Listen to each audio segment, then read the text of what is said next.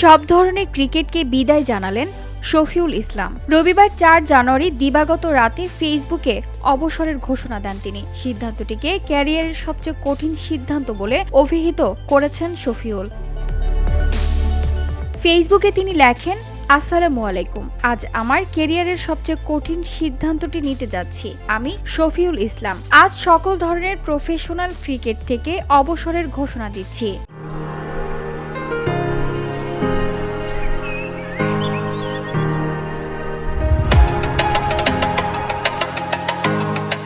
বাংলাদেশের জার্সি গায়ে জড়ানো জীবনের গর্বের বিষয় বলে মনে করেন শফিউল। তিনি ধন্যবাদ দিয়েছেন বিসিবি, সতীর্থ, কোচ ও তার ভক্ত সমর্থকদের। বাংলাদেশের লাল সবুজ জার্সি গায়ে জড়ানো আমার জীবনের সবচেয়ে বড় গর্বের বিষয় ছিল। এই দীর্ঘ পথ চলায় পাশে থাকার জন্য আমি বাংলাদেশ ক্রিকেট বোর্ড, আমার সব সতীর্থ, কোচ এবং অগণিত ভক্ত শুভাকাঙ্ক্ষীদের প্রতি জানাই আন্তরিক কৃতজ্ঞতা।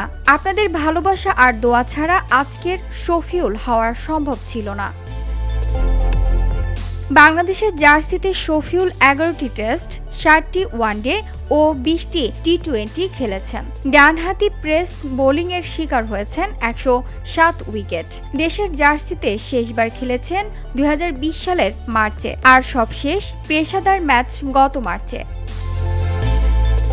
VOD Bangla news desk.